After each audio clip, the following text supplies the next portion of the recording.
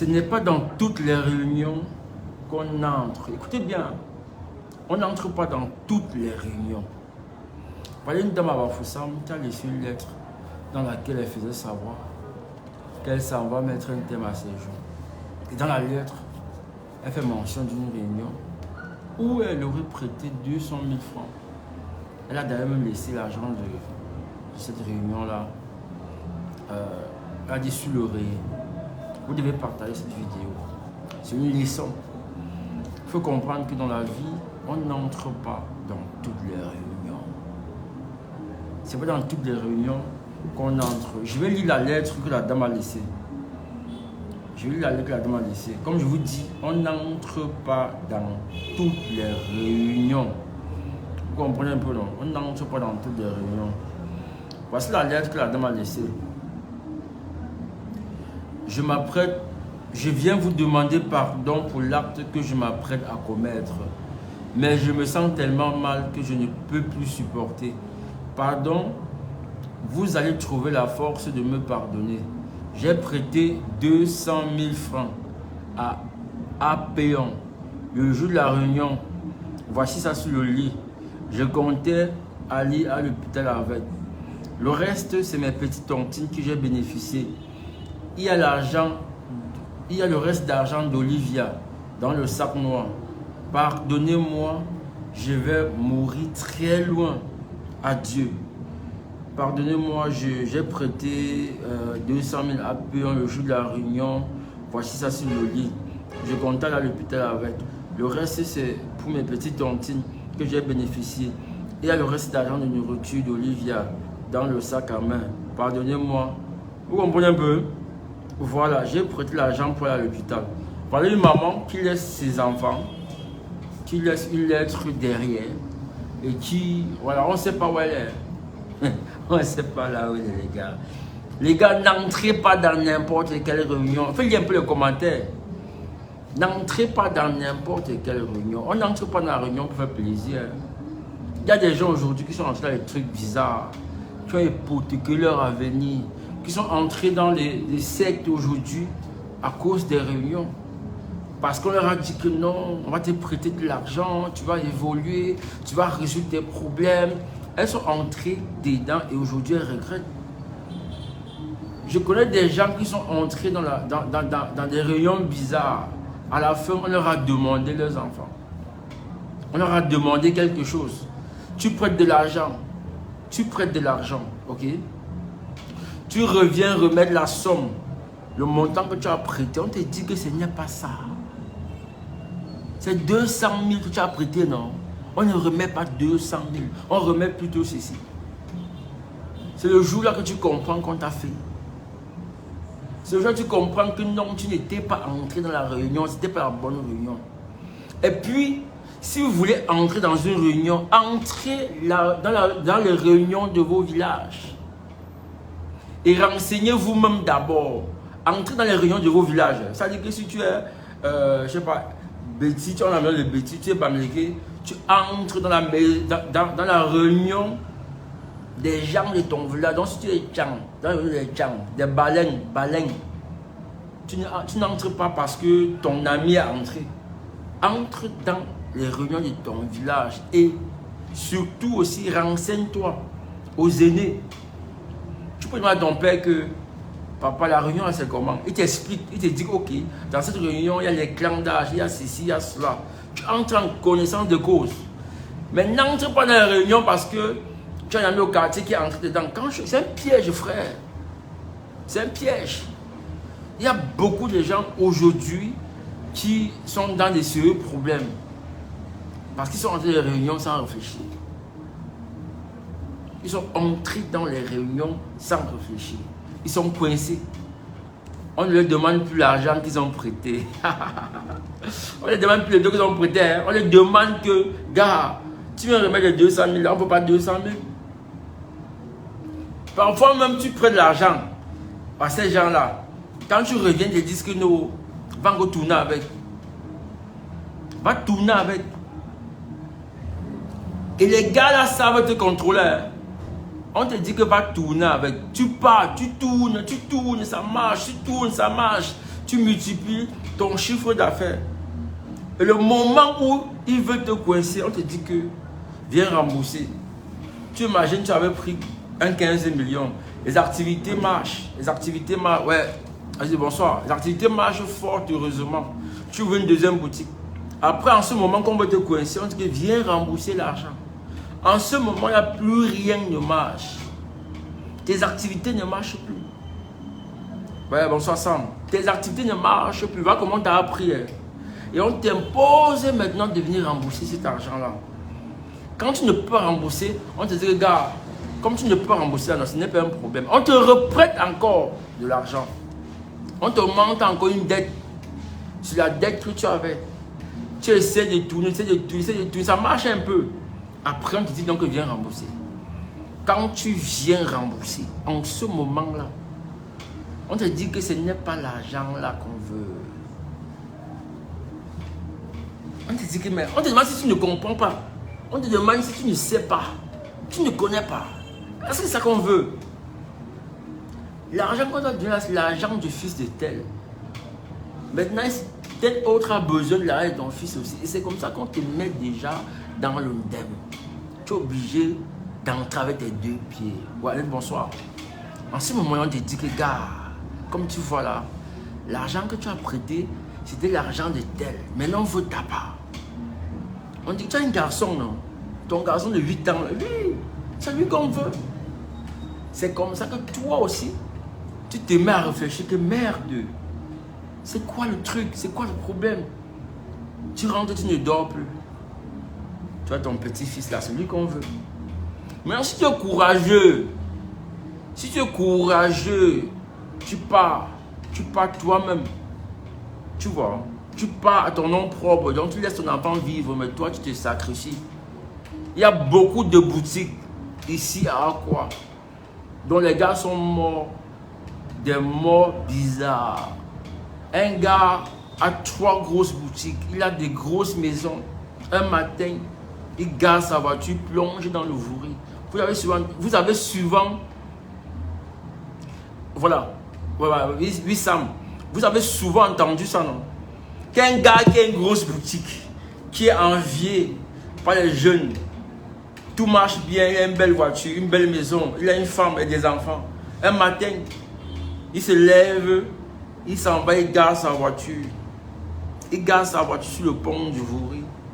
Il se dit plonger dans l'eau. Il n'est pas malade, hein? Il n'a pas mal à la tête, tout va bien dans sa tête. Il se dit plonger dans le Vouri. Vous pensez que c'est quoi? C'est parce que le mec a refusé qu'on prenne ses enfants. Donc faites attention avec les réunions.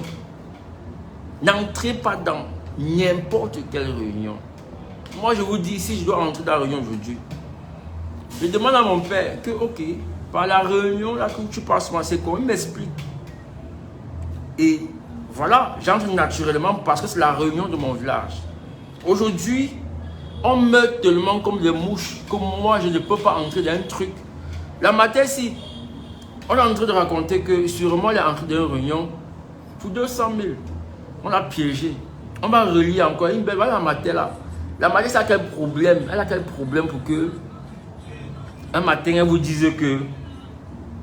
Elle a quel problème pour qu'un matin elle vous laisse une lettre en disant.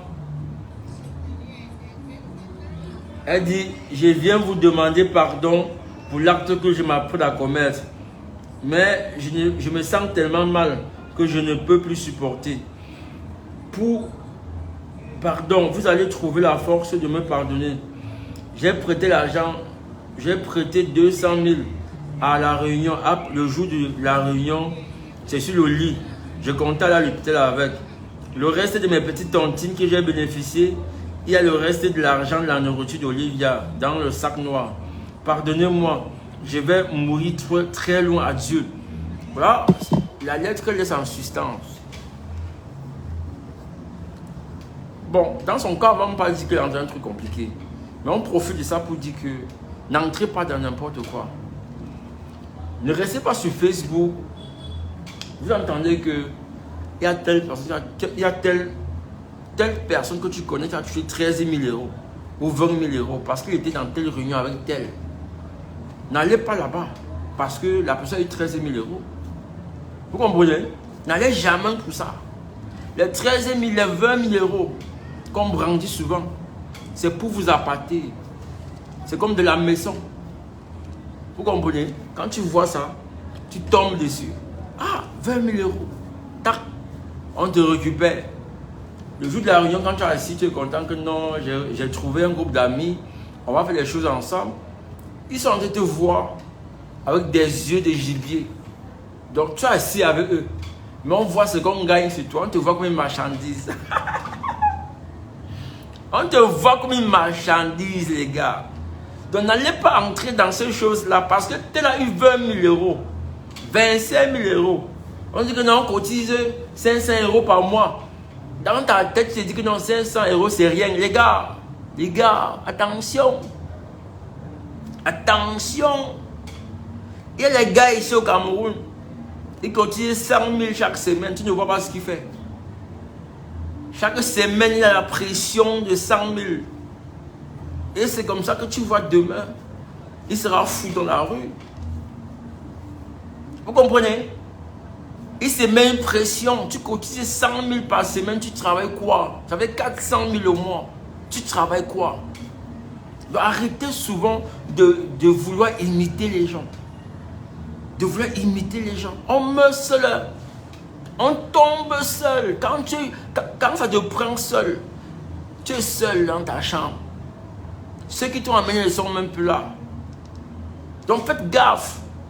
Lorsque vous, sur Facebook ou partout au quartier, vous vous mettez à envier les gens, vous vous mettez à entrer dans la réunion des gens. Il y a des gens qui appellent souvent pour dire que gars, mais dans ta réunion, on te prête facilement l'argent. Tu dis oui, on te prête. On peut même 5 millions, même 10, on te donne, tu tournes avec. Moi, je vais vous raconter l'histoire d'un gars que je connais. Il était à Bilongué. Il est décédé. Il est décédé. Le mec, il vendait, il faisait dans la parfumerie. Produits de beauté que vous connaissez là. Donc, il faisait dans ça. Il allait au marché Dakar. Chaque jour, il allait au marché Dakar faire ses achats. Parce qu'il avait vraiment un petit capital. Il vendait sur un comptoir. Donc, quand il achetait ses marchandises, il déposait. Il vend. Le matin, très tôt, il repose au marché Dakar. Chez les grossistes ravitaillés. Donc, il a commencé vraiment très bas. Donc, les gars, envoyez, likez un peu la vidéo. Vous savez que depuis, on faisait plus le live, non?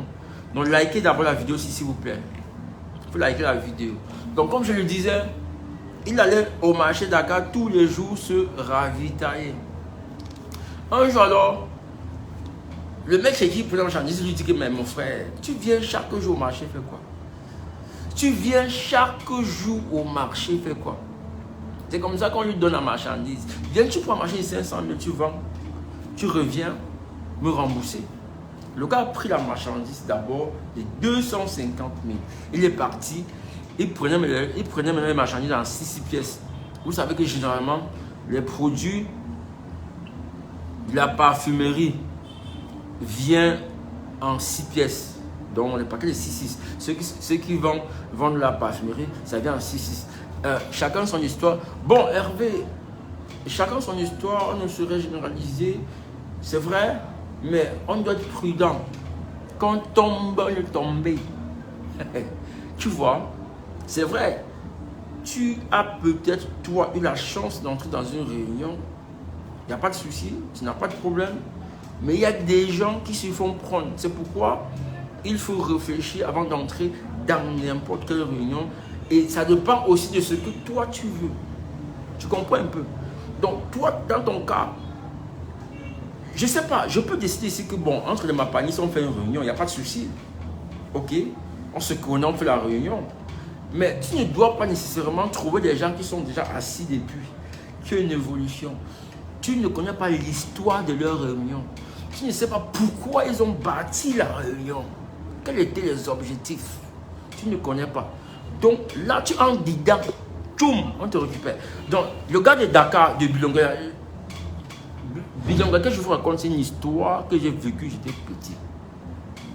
Donc le gars a pris la marchandise de 250 000 francs. Il est venu, il a chargé le comptoir. Il n'allait plus au marché tous les jours. Il partait après 4 jours maintenant. Quand il part, il veut donner l'argent du Biafra. Il lui a fait dire que non, tourne avec. Il a 250 000. Il a tourné d'abord pendant 2 semaines. Après, le Biafra a encore monté 200. Ça fait 500 000. Il a tourné pendant 3 mois. Il est parti acheter une maison. Il pas des affaires de 2002. Il a acheté une maison à Bilonga. Vous connaissez le nom de Bilonga, non? La cité Bilonga. Les maisons là. Il a acheté une maison à 3 millions. 3 millions, et qu'il a commencé avec 500 000 de crédit. Le Biafra ne l'embêtait pas. Il veut rembourser, on lui dit que non, tourne avec. Il t'a dit que je n'ai pas un problème d'argent, tourne avec. Après, il va faire l'appel que, ok, je vois comment ton activité marche. Là où tu vends, là, c'est un bon secteur. Ouvre une boutique. Je vais charger. Il prend l'argent qu'il a. Il cherche une boutique toujours à Bilonga. Il fait les comptoirs. Le Biafra est venu charger. Il vend 1 an, 2 ans. Nous maintenant, on dit les petits, non, on parle avec nous lancer et tout. On est content, il a grandi, il a réussi. Il a réussi. C'est comme ça que, à un moment donné, on lui demande de rembourser. Entre-temps, il avait un petit garçon de 3 ans. Il part pour commencer à rembourser. On lui dit que non, c'est pas ça qu'on veut. C'est pas ça qu'on veut. On veut plutôt ceci. On lui a dit ça cache. Le gars est rentré. Il a commencé à être comme s'il allait devenir fou. Un matin à Bilonga, je n'ai pas fait 2002. Si quelqu'un est sur le direct sur la partie à Bilonga, il va vous raconter. Au marché Bilonga, là, le marché des planches là. Là, il vivait dans une maison qui était proche du marché. La maison qu'il avait achetée à 3 millions, il ne vivait pas encore dedans. Mais il vivait près du marché. La bailleresse de là où il vivait est allée au village. Connaissez les Bamileke, il part au village le vendredi. Il rentre dimanche. Donc là, nous, vendredi, quand il pas là, samedi, il ne vient pas au marché. Dimanche, il ne vient pas au marché. Les gens ont cru qu'il a peut-être aussi voyagé. Donc, 2002, les portables, ce n'était pas les affaires de maintenant. Il n'y avait pas les portables, il y avait les Sony Ericsson. Les Motorola avaient l'autre, ça coûtait cher, tout le monde appelle les portables.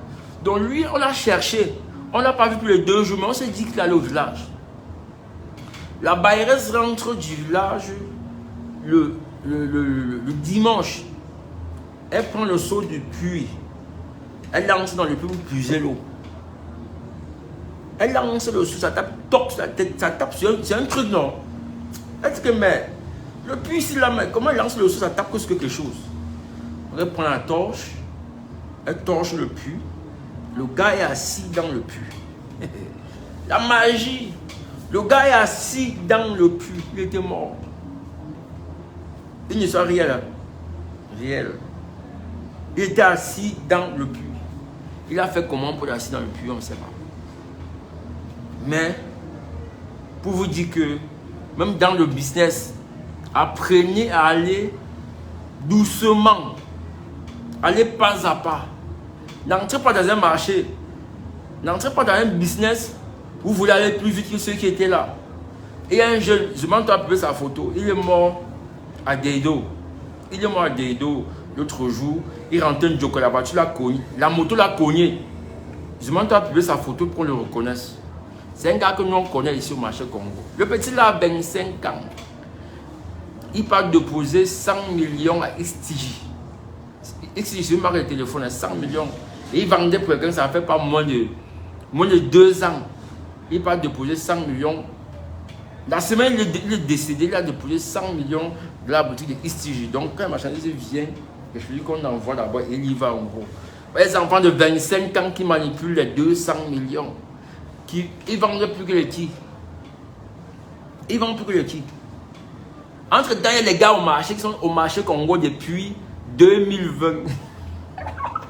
Les gars n'ont même pas de terrain. Parce que c'est chaud. Un petit frère arrive, il a 4 boutiques. Tu ne vois pas comment il vend. Ouais, Fifi, bonsoir. Tu ne vois pas comment ils vendent, tu ne vois pas. Est-ce qu'on vend la nuit? Est-ce qu'on vend la nuit?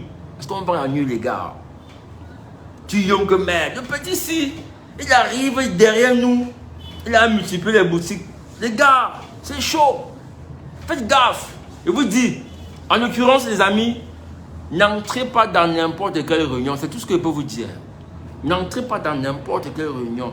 N'entrez pas dans une réunion parce que ton ami hier, ton ami t'a montré qu'il a eu 20 000 euros. Les 20 000 euros, comme je l'ai dit, parfois c'est la part. Quand tu arrives, c'est maintenant toi qu'on est en train de vendre. Moi, je vous dis ça en connaissant des causes. Entrez. Ouais, Claire, bonsoir. Si tu veux entrer dans une réunion, entre dans la réunion des gens de ton village. On ne va pas te manger là-bas. Et c'est aussi important d'entrer dans les réunions. Moi, je ne dis pas que c'est mauvais. Hein. C'est quand tu es coincé. C'est quand tu es coincé. Ici, c'est dans tous les marchés du Cameroun. 800. C'est quand tu es coincé que tu comprends l'importance des réunions. Parce que quand tu... J'imagine que moi qui suis à Douala, si je perds peut-être mon père ou ma mère et que j'arrive au village, je n'ai pas d'amis au village. Je ne connais personne. Donc, il ne faudrait pas que j'arrive seul. Il faudrait que j'arrive accompagné de ma réunion. Tu vois? Et c'est pourquoi je vous demande d'entrer dans les réunions de vos villages. N'entrez pas dans les réunions des gens que vous ne connaissez pas. Il ne faut pas que tu sois au marché de Dakar par exemple, et qu'on t'amène dans la réunion des commerçants. On te dit que les commerçants, là, il y a les commerçants de Mbopi, les commerçants de Dedo, de Dakar dedans. Tu ne les connais pas. Mais vous vous asseyez sur une même table. Pourquoi? Vous pouvez être encore entre vous, dans le même marché. Vous êtes dans le même couloir. Vous dites, ok, entre nous les gars, on va cotiser 1000 francs chaque jour. Une personne va bouffer. Ou 10 000, si vous êtes 100 ou 2 ou 20. Entre vous, vous cotisez, une personne bouffe. Mais c'est entre vous. Mais n'y va jamais entrer dans une réunion que tu ne connais pas quand ça a commencé. Tu ne sais pas pourquoi on a créé la réunion. On va te bouffer. Même les gens qui ont les longs yeux écopent toujours. Oui, un peu non. N'entrez pas dans la réunion des gens sans savoir comment la réunion a commencé. Sans savoir pourquoi on a créé la réunion. Vous comprenez un peu? Faites très attention. Hein? Et n'achetez pas. Ne voyez pas parce que les gens construisent les maisons. Construisent les maisons. Font ceci et cela. Et vous voulez les imiter. Arrêtez les gars. Devant chaque projet qu'on vient vous présenter sur les réseaux sociaux, il y a toujours quelque chose de mauvais dedans.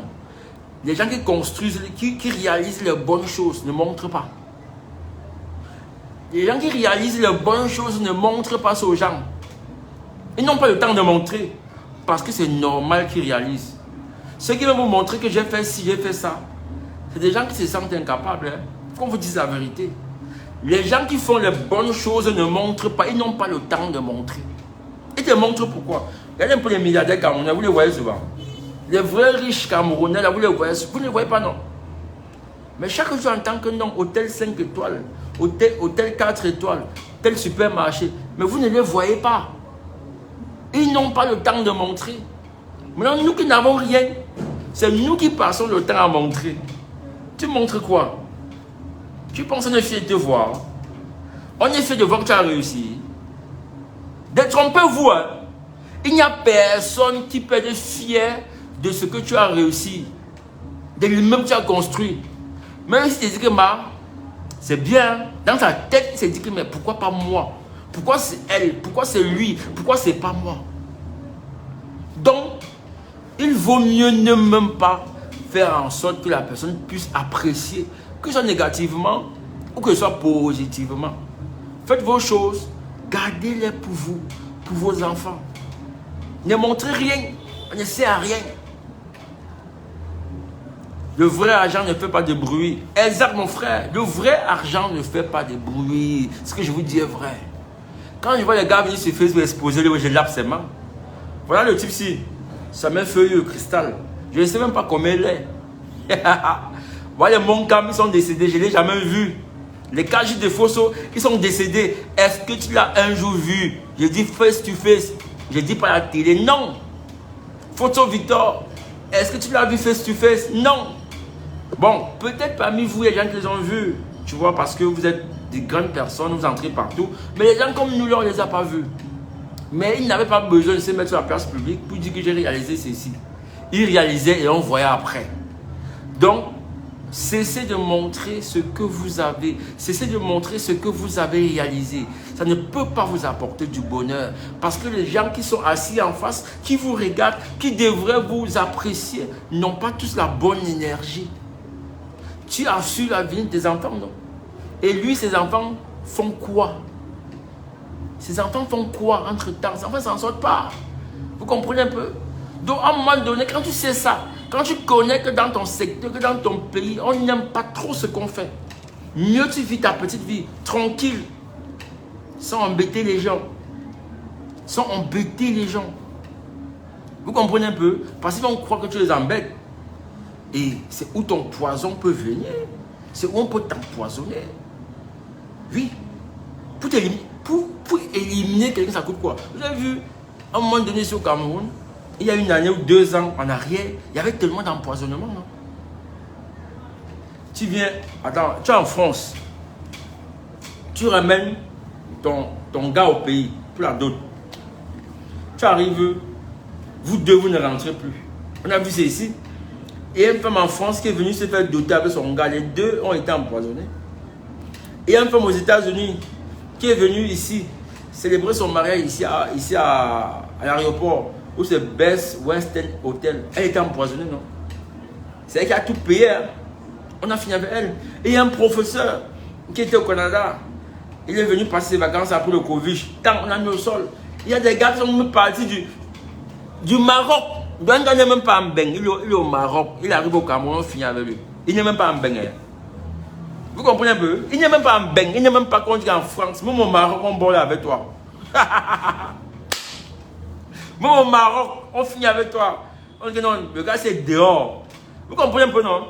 Donc, tout ce que je peux vous dire, les gars, c'est que même dans ta propre famille, quand tu t'en sors dans ta propre famille, c'est dangereux. Tu comprends?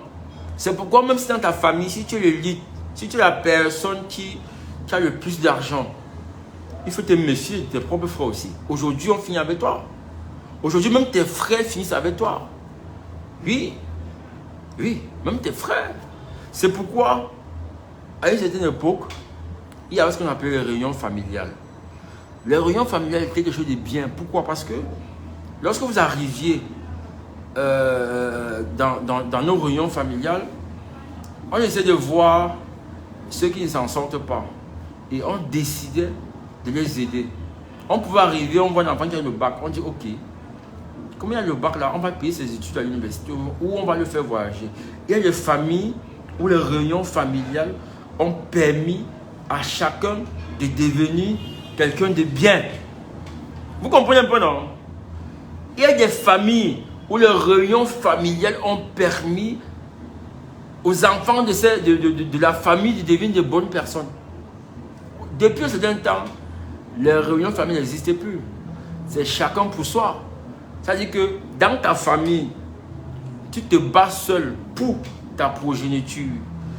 Et quand ton enfant a le bac, si tu peux le faire voyager, moi c'est tante, tu ne dis pas. Donc toi, c'est-à-dire que moi, ma panne, mon fils a le bac, je veux qu'il voyage. Hein. Même à mon petit frère, je ne lui dis pas.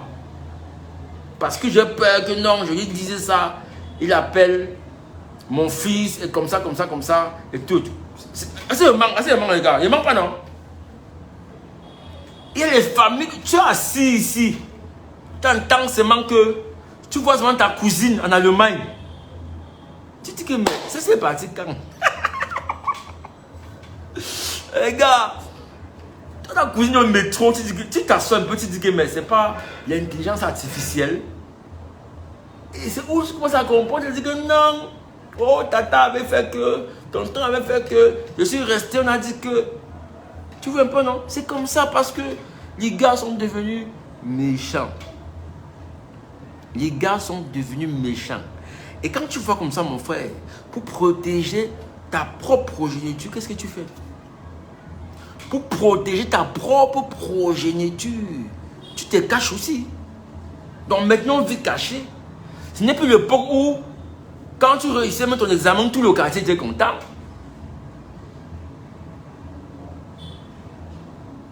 Oui. À une époque, quand tu as eu ton probatoire, ton BPC, ton baccalauréat, ta licence, tout le quartier sortait. On te célébrait, on préparait, on te donnait à manger. Maintenant, toi-même, quand tu viens, quand tu as le bac, mais tu ne manges même plus n'importe où. La licence, si c'est un truc qu'on a lu et qu'au quartier, tu es le seul qui a même passé. Est-ce que tu manges? Le jour là, tu ne manges ces personnes. On dit, ma peinture, il n'y a pas faim. Ma peinture ne mange pas. Non, non, la mère, elle est trop mangée. Mon ventre me fait mal. J'ai mangé un cuit là hier. Vraiment, ça me fait ceci. Entre-temps, tu es seulement en train de fuir. Tu es seulement en train de fuir, gars. Ouais, Seigneur. Ma panne, tout ce que tu dis, c'est mon vécu. On dirait que tu racontes ma life. Bon, Cameroun, ce n'est pas ton vécu seul, c'est le vécu de beaucoup de personnes. Vous comprenez un peu? C'est le vécu de plusieurs personnes et c'est déjà dans toutes les familles. Aujourd'hui, les gars, le bonheur ne se partage plus. Le bonheur, on le garde. Le bonheur, on le cache. Je suis parti tourner une vidéo avec une dame. Je vais la publier samedi. La dame, on a rendu son fils fou. Et qui a rendu son fils fou? C'est la femme de son grand frère. Elle est partie de Yaoundé avec son enfant fou aujourd'hui. J'ai fait la vidéo. Son fils me voulait me bastonner, il le fou là. Parce qu'il était aujourd'hui chez Monseigneur Cléda. Oui, on est parti chez Monseigneur Cléda avec l'enfant, j'étais là. Un garçon de 25 ans. Parce que le gars a eu la femme qui l'a mené dans l'église est arrivée en mariage. Il n'a pas fait d'enfant en 7 ans. La mère du garçon qui est fou est venue après.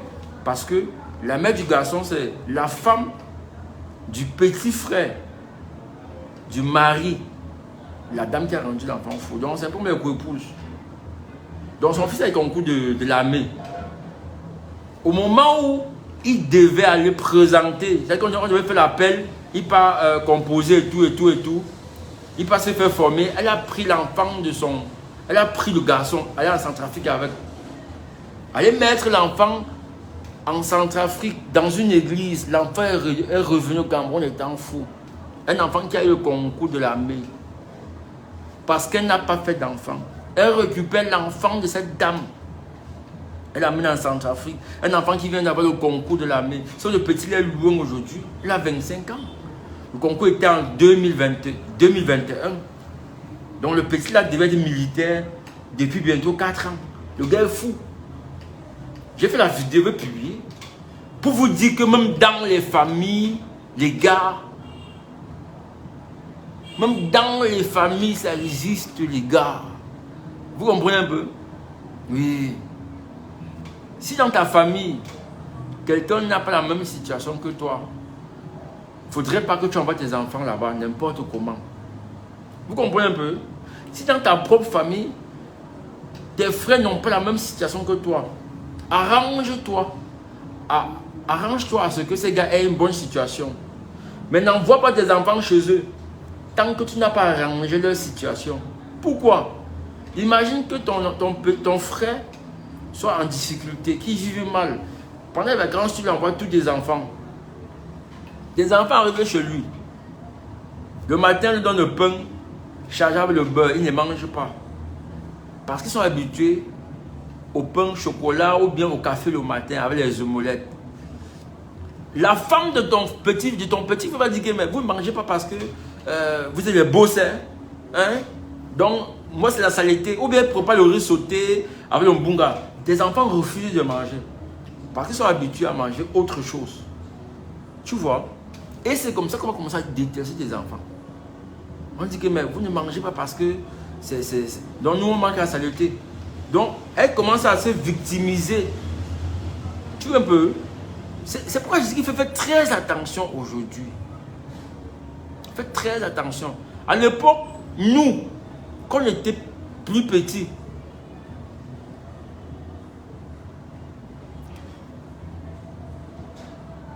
ok, comment arranger la situation? Tu n'as pas fait des miracles. Les gars, le live, là, vous pouvez lancer l'appel. Hein. Tu n'as pas fait des miracles pour t'en sortir. Cameroun, ce que tu dois savoir, c'est quoi? C'est que on n'est pas tous, on est égaux. Quand il dit on est, c'est la naissance, non? Mais on n'a pas tous, on n'a pas le même mindset. On n'a pas le même mindset pour affronter la vie. Il y a des gens qui sortent, qui ne vont même pas à l'école. Ils ont dans le débrouillardise. Papa, ça marche. Il y a ceux qui ont peur de se lancer. On n'a pas le même mindset. Mais je connais des familles où la personne qui a réussi a décidé d'épauler les autres. Comme je parlais tout à l'heure de réunion familiale où on arrive, on dit ok, toi, on va te donner 500 000. Tu achètes une moto. L'année prochaine, c'est telle personne. Tout le monde cotise pour une élève de la famille. Il y a des familles comme ça. Les gars, il ne faut pas vous mentir qu'il y a des familles où tout le monde est bien. Dans ce direct-là, vous êtes d'accord avec moi. Vous connaissez sûrement des familles où tout le monde est bien. Non? Où tout le monde est bien. Oui. Moi, j'en connais des familles où tout le monde, il y a des gens, c'est-à-dire que là-bas, il n'y a pas de pauvres en fait. Bon, ils ne sont pas tous au même niveau, mais ils n'ont pas tous faim. Donc, ils n'en vivent pas. Bref, c'est pas comme nous en fait, tu vois. Ils sont bien à leur niveau, chacun bien à son niveau. Chacun peut avoir son enfant en France, chacun peut s'acheter une voiture, chacun peut se construire une belle maison. Il y a des familles comme ça. Mais il y a des familles où c'est vraiment difficile aussi. Vous comprenez un peu? Donc à un moment donné, si tu sais que tu ne peux pas épauler ton frère, n'envoie pas tes enfants. Parce que quand on voit tes enfants, on dit ah, les enfants sont bien habillés, hein? Toujours bien habillés, bien rasés, bien coiffés, bien chaussés. On dit ça de vos enfants. Ne croyez pas que je mens. C'est un truc que tout le monde vit ça. On dit ça de vos enfants. Oui. Donc faites gaffe. À l'époque, ce qui nous sauvait, c'est que nos parents nous envoyaient chez nos grands-mères. À l'époque, vous comprenez? C'est-à-dire que la grand-mère au village, elle a 5 enfants. Chaque vacances, ces 5 enfants envoient tous leurs enfants chez la grand-mère. Et avant d'envoyer ces enfants chez la grand-mère, tu fais le sac des 2 mois de vacances. Donc chacun fait le sac. Donc nous on vient de Douala avec les sacs de riz, de l'huile. Les autres viennent de Yaoundé avec des sacs de l'huile. Bafoussam pareil. Donc on est arrivé au village. C'est la grand-mère maintenant qui était le chef d'orchestre. S'il faut manger le pain avec l'avocat, vous tous vous mangez. Vous êtes content d'être entre vous. Aujourd'hui, la grand-mère ne vit plus. Nous sommes tous à Douala avec nos parents. C'est chaud sur nous. Donc, chez mon père, c'est chaud. C'est dur, on ne peut... Parfois, tu tires tes frères vers le haut, mais eux te tirent vers le bas. Et comment faire alors? Bon, Cameroun, le plus important, c'est d'essayer. En fait, tu vois, c'est d'essayer. Et quand tu essayes, tu sais que tu as essayé. Et tu ne vas jamais t'en vouloir. Vous comprenez un peu, non? Le plus important, c'est d'essayer. Quand tu essayes, tu ne peux pas t'en vouloir. C'est quand tu n'essayes pas que tu te dis que, bon, peut-être que si j'avais, si j'aurais, il faut toujours essayer d'aider. Comme ça, lui-même, il ne va jamais se plaindre. Tu fais ce que tu as à faire. Si tu peux lui donner un coup de pouce, non, tu donnes un coup de pouce et tu avances. C'est clair. Quand il va te voir, il ne va jamais te reprocher d'un truc. Vous comprenez un peu, non? Essayez toujours de tirer. Faites toujours votre rôle, même si tu es le petit frère. Tu appelles tout le monde. Tu dis, ok, j'ai décidé que je vais aider telle personne. Voici. Faites tes trucs avec. Debout, tu quittes. Tu as lavé tes mains devant tout le monde. Quand tu sais que les gars ne veulent pas, aide-les devant tout le monde.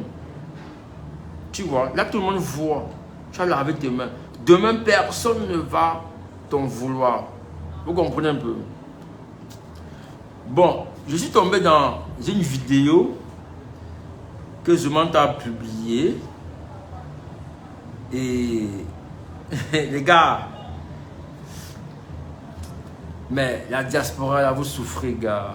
Vous souffrez, gars. Ah, Seigneur. Une Camerounaise de la diaspora s'est fait escroquer la somme de 100 000 euros dans l'achat d'un terrain à Yaoundé. Ah! 100 000 euros, gars. C'est pas beaucoup. C'est beaucoup. Elle va faire comment pour s'en remettre? 100 000 euros, c'est beaucoup. C'est vrai. Pas le père qui l'a escroqué qui a été danser. Ouais, Seigneur, Seigneur, Seigneur. Pas le père qui l'a escroqué qui a été danser.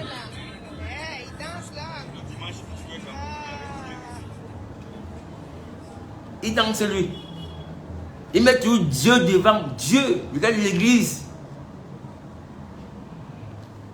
La compatriote vivant en Europe et ayant fait des économies durant des années pour investir au Cameroun avait remis la somme de 65 millions de francs CFA au bandit Kelly Ndal Sele, récemment sorti de prison de Kondengui à Yaoundé, suite à son implication dans l'affaire du Hervé Bobda et du colonel Fouda. Les 100 000 euros ont transité par son fils et sa femme nommée Kelly Sele Vladimir et Ngwafo Anlinda. La compatriote venue au Cameroun a été conduite sur un appartement à autrui où de faux documents de propriété lui ont été remis.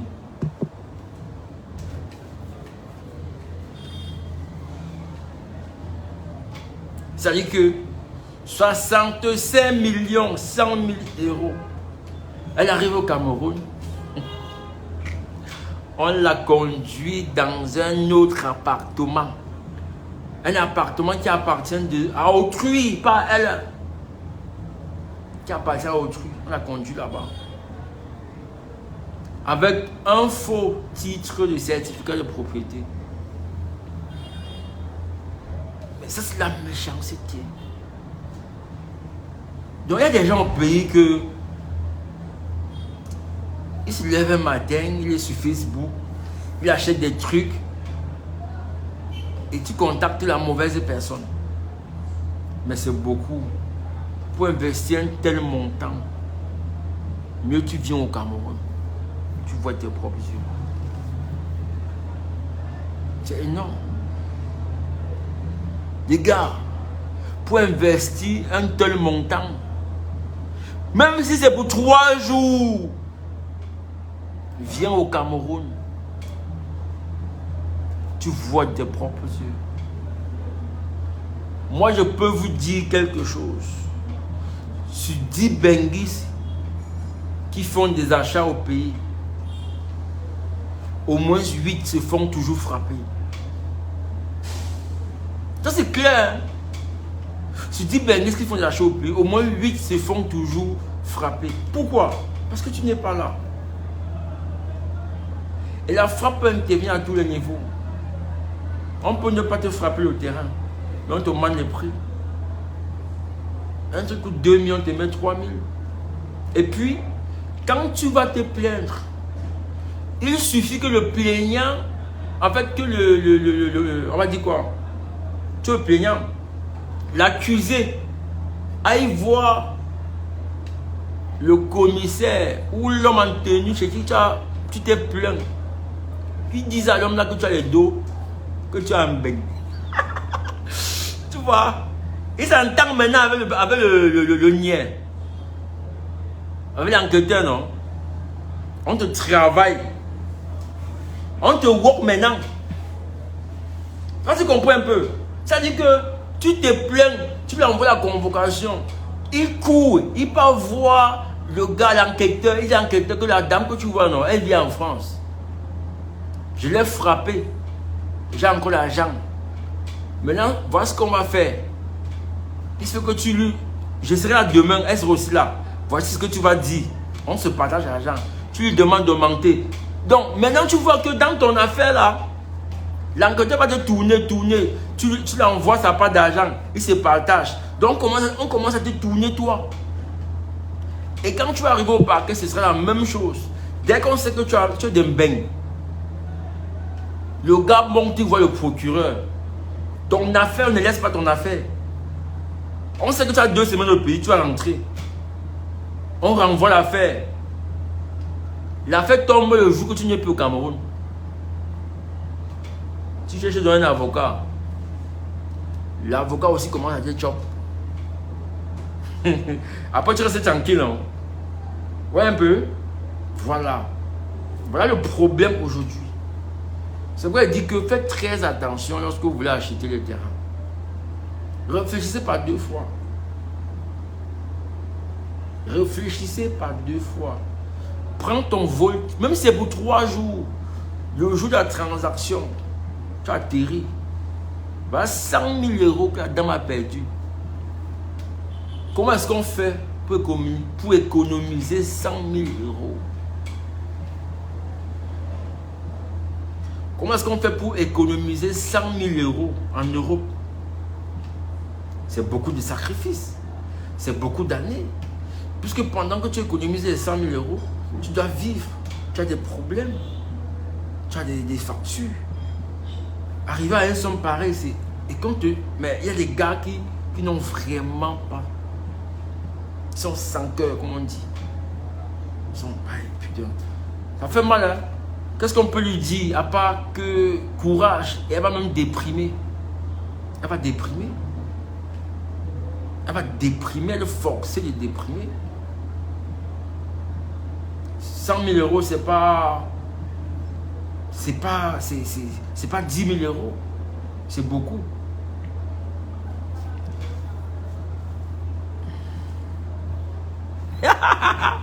Victor, quand même, peut-être confirmer si vous faites beaucoup. Non, mais ma panne ne va pas frapper parce que je suis en train de monter une boîte. Moi, je vais être au milieu entre la diaspora et le Cameroun. Donc, j'ai beaucoup à gagner. J'ai énormément à gagner. Aujourd'hui, je suis dans un chantier à Bana. C'est un chantier. Un clé à main. Un clé à main qui sera livré dans 2 mois. L'abonné sur ma page, elle ne me connaît pas. Elle ne me connaît pas. Le chantier de Yaoundé. Elle est plus un grand construit, il ne me connaît pas. Bref, il me connaît, mais je ne le connais pas. Mais un chantier qui a coûté plus de 20 millions. Il m'a envoyé son argent, je ne le connais pas. Donc s'il est même devant moi, je ne saurais pas qui c'est. Tu vois un peu, non? Et c'est même pourquoi il faut faire confiance à quelqu'un que tu peux enfermer. Que tu peux enfermer, que de faire confiance à ton frère, où tu arrives, on te dit que mouf, tu as enfermé ton frère. Donc on est en train de vouloir faire quelque chose de sérieux. Donc les gars, comme vous voyez, franchement, il y a beaucoup à gagner. Hein. La diaspora camerounaise veut vraiment investir, mais ils ont peur. Et les affaires de terrain, j'ai peur de m'y lancer. Oh, il y a des gens qui veulent vendre le terrain, qui me proposent, qui m'appellent, vendre ça sur ta page. Ok, vois ce qui se passe là, les doubles ventes, les permis de... on va dire quoi? Les titres fonciers qui sont faux, les doubles titres fonciers, gars, je ne veux pas ça. Je préfère que tu me dises, ok, ma page, je veux construire. Justement, Victor est en train de travailler dessus. Je suis comme ça même au studio. Bon, le studio, ça fera office de la compagnie. On est en train de bosser dessus là lui-même pour que tu vois. On le fait dans beaucoup de choses aussi déjà. Peut-être que on est en train de travailler. Ce n'est pas que... On va faire dans beaucoup de choses. On a des abonnés qui veulent qu'on couvre les événements. Ici, c'est où je vais inviter les jeunes entrepreneurs camerounais pour qu'on puisse parler de l'entrepreneuriat, de beaucoup de choses. Voilà. Je suis en train de travailler, frère. Je suis en train de bosser.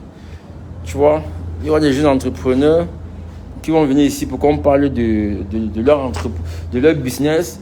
On est en train de travailler. Pour les achats, est-ce que tu offres les services? Si tu trouves ton terrain quelque part, tu peux m'appeler, je m'en vais comme l'a aidé. Ici, c'est le bureau, les gars. Voilà le bureau. Voilà mon bureau, les gars. Et Victor, voilà où on va vous recevoir. On travaille, frère. Voilà le bureau. Eh boy. Voilà le bureau. Quand tu vas Kem là, On te reçoit. Mais la pépère, je suis de bureau, gars. Le DG m'appelle. Je suis le DG, non? Elle m'amuse. Donc, en réalité, il y a un travail qui est en train d'être fait. On va doucement, doucement. Voilà, quand vous arrivez au Cameroun, vous pouvez passer à Douala. Voilà, on s'assoit. J'ai les Benguis, quand ils arrivent, ils me gardent les whisky. Voilà. Pas les fous qu'on vend ici, là. Donc, là, c'est le bureau. Non, là, c'est Douala encore. Voilà, donc on veut faire ce service-là.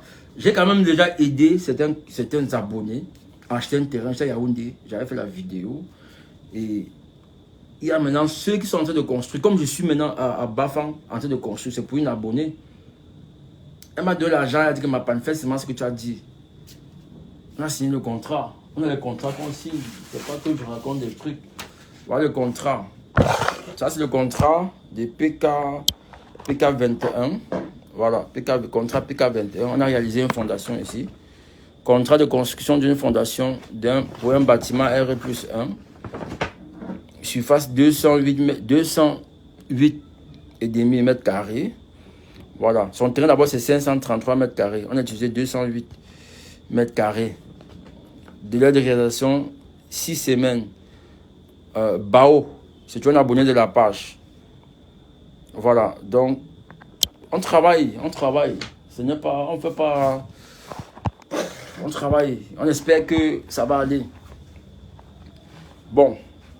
Lui, maintenant, notre frère qu'on a fait sa fondation, sa dame, elle est venue ici, on a signé le contrat que vous voyez là. Ça permet de nous protéger. Même si tu fais confiance à ma panne, il y a quand même un contrat qu'on signe. Et c'est très important. Là, nous sommes à Bafang, c'est un clé à main. Vous allez voir, vous allez apprécier la qualité du travail qui est fait. Donc, je prie Dieu d'avoir les bons techniciens. Bon, j'ai déjà de bons techniciens aussi. Mais que les gars soient positifs et qu'on réalise des choses extraordinaires. Je suis sûr que c'est parce qu'on est restreint. Vous imaginez, à l'époque, on était nombreux. Là, on est restreint parce qu'on montre les malades et tout ça. Facebook nous bloque. Mais même si on est trois, c'est très important. Je sais qu'il y a des gars, quand ils rentraient de leur boulot à l'époque, ils tapaient ma panne. Dans le studio, hein, on va recevoir les jeunes entrepreneurs ici. Vous voyez comment je réfléchis, non? Donc, il y a des gens qui vont voir ma panne, dire que mais le gars là, même sa tête, il monte, il marche, il fait ceci. Voilà. On a aussi notre petite boutique à Kribi qui nous permet d'avoir le matériel ici. Voilà. Donc, on est en train de travailler. On va doucement, doucement, parce qu'on n'a pas les moyens, on n'est pas financé par les banques. On va doucement, doucement. Et bientôt, vous allez voir, on va inviter les locaux ici, et tout, et tout, et tout. Voilà. Donc, ça travaille. Ça travaille. Et on va légaliser la chose. On va légaliser la chose. Donc, voilà comment ça se passe. Donc, pour cette soeur qui a perdu, on m'a dit 100 000 euros. C'est vraiment beaucoup de perdre une somme pareille. Elle ne va peut-être même pas s'en remettre. C'est énorme. 100 000 euros pour un terrain. Ah, Seigneur Jésus. C'est pourquoi on vous dit que quand vous achetez au terrain, non, prenez toujours le certificat de propriété. Allez maintenant chercher un autre certificat de propriété du même terrain pour voir si ce terrain-là n'a pas de charge. Vous faites toujours beaucoup d'erreurs. On vous donne le certificat de propriété. Vous dites, ok, voici le certificat de propriété, il y a le nom sur ça. Non, on t'a donné ça, non. Maintenant, on va te payer où c'est 35 000. On te donne un autre certificat de propriété sur le même terrain. Si le terrain a les charges, tu sauras. Bon, c'est des leçons qu'on doit tirer aujourd'hui. Ok les gars, portez-vous bien. On va faire des efforts. On va refaire nos lives chaque soir. Même si on est trois, on va refaire nos lives. À très bientôt. Portez-vous bien. Ciao. Ciao.